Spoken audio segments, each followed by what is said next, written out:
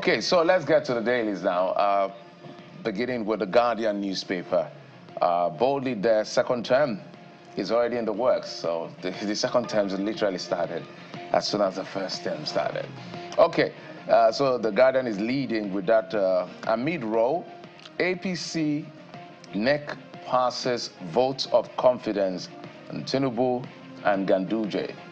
APC NEC passes vote of confidence on Tinubu and Ganduje. So you can see, finally, after almost 2 years, I think it's about 18 months, they've been able to put their acts together to hold a NEC meeting. I was listening to Felix Moka yesterday trying to defend why NEC meeting has not been held.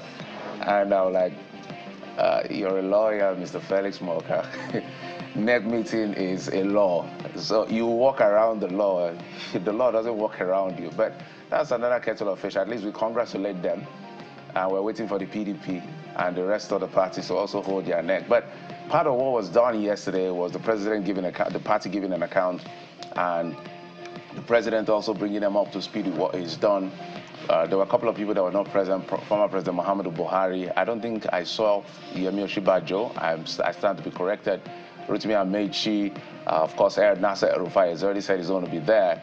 But within those internal wrangling that they have, they've been able to put the NEC together, and they've actually passed a vote of confidence on the president and, of course, Ganduje. And some people are saying, why are they passing a vote of confidence on the president? What should they have done? I think it's simple. You pass a vote of confidence on someone or group you suspect has lost the confidence, you know, of the people. I don't know. You give a medication to someone who's ill, right? Who's ill, right? And sometimes you pass that confidence on when you feel there's lack of confidence. And sometimes when your own confidence is hinged upon the confidence that you need to pass on the person that you're passing it to, you just have no choice but to pass the vote of confidence on them, so that your confidence in the future can be guaranteed. Brilliant. It's a tricky one, but let's see how it plays out. The party, of course. You know how politicians are. I'm not necessarily talking about the APC. I have seen, it's just I cannot say it on air, Kayode and Bukola. I have seen people that were horrible governors, leaders of this country.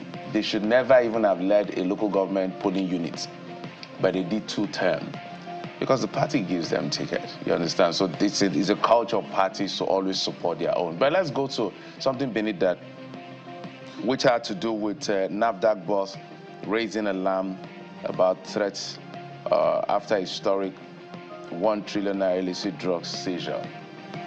This territory is a very, very slippery slope. We've been here before. We cannot go through this route again. She's doing her job, and I know she knows that this job is quite risky at the end of the day. But threatening her life or doing her job, it doesn't make sense to me. So we're going to continue to support NAFDAC to do the right thing. I remember the late Dora Akunyili also faced this kind of situation where she was almost killed. In fact, I think her husband was also killed at some point. I can't remember that fact. That's a bit further down the line. Further down the line, but a couple of years ago. But she did talk about losing some family members, you know, during her lifetime. So, Jeffrey, really, you're right. It's like deja vu. How, you know, that office seems to be the one placed on the hot seat, you know, with threats and concerns about, you know, the efficacy of the helmswoman, you know, repeatedly now doing their jobs and doing it well, but facing stiff opposition. But we hope that the administration looks into this and gives her all of the support. She should be protected. These women are doing their bit. We should continue to protect them. Kayode Kola, you have the next one. Well, let's head over to the next paper this morning, and it will be the Nigerian News Direct, which also trails with you know, the APC NEC meeting, and you know, the headline is reassuring, but debatably, I don't know what you think about it. Be calm, I won't let you down, Tinubu tells aggrieved APC leaders. And there are a host of riders there. Approves Reconciliation Committee, relocation of Buhari House.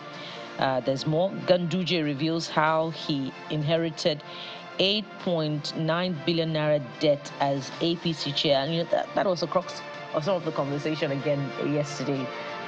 this was incurred from litigation. So it's quite telling about how much political parties, particularly the big parties, are spending on litigation to retain offices, to conduct primaries. Should we be looking into their books? Kadi and Jeffrey, it's I don't know. job to look into their book, not why? our job. On the flip side, it's business for lawyers. Yeah.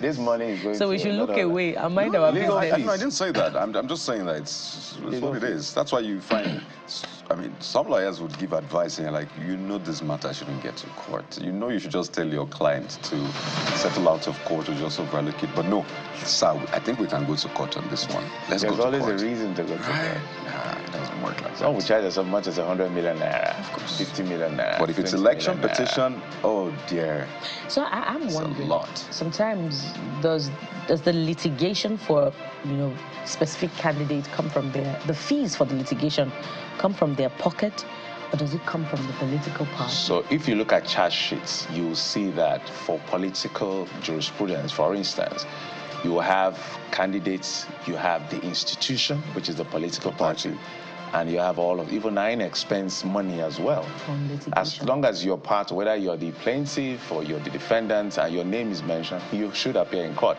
and it's not free. So these are the reasons why they spend a lot of money. It's not easy. I think Toston Eko, who said being running for governorship, he spent, I stand to be corrected, somewhere within the range of 10, 15 billion.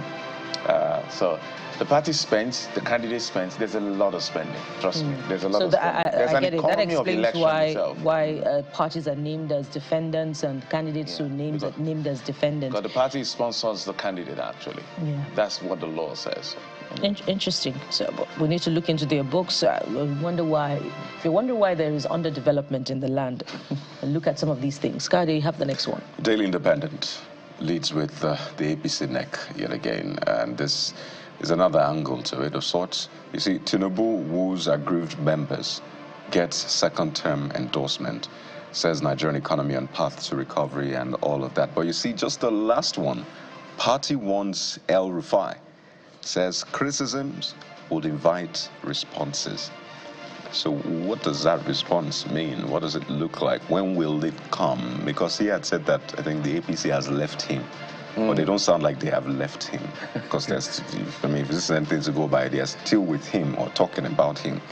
So we'll see how all of that plays out. But I just want to mention that right here you see Mali, Niger, Burkina Faso, ECOWAS exit, increasing Nigeria military burden.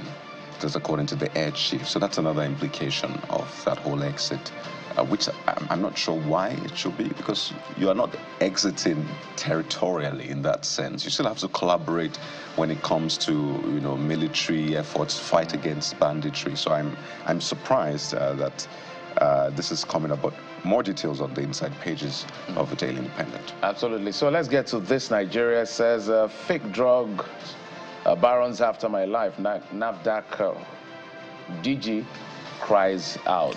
Discloses seizure of over 1 trillion naira worth of expired drugs. Advocates death penalties for fake counterfeit drugs peddlers. Agency engages over 1,000 security operatives to raid warehouses.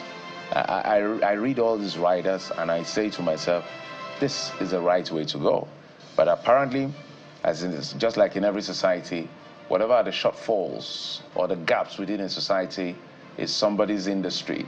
So those who gain from this wickedness, because there's no other way to describe this thing that she's fighting, when people put, I even heard there was somebody, there's a drug, this thing they use for POP, they'll fill it in capsules and sell it as a drug. What is worse than Boko Haram? And that's why she's saying if a child dies as a result of some of these fake drugs, he should also die. The person should be sentenced to death if found guilty. So she's doing all the right things. That's why we would appeal to the federal government to really help protect this lady. Women have fought this, which is why some of us are advancing that we should give women even a 4-year chance and then help us sanitize this system. We saw Okonjo-Iweala, her life was threatened because her mother was kidnapped because of the transparency she brought to the finances of the federal government. We can go to what's the Dora Akunyili that was shot literally and almost killed And now NAFDAC DG, the current one, is also crying out. So she should be protected at all costs. You can't say that enough. And of course, you can also be part of the conversation this morning. The handle to go to would be at CTV Morning Brief on X, where you can share your thoughts. Of course, don't forget, we also have our email.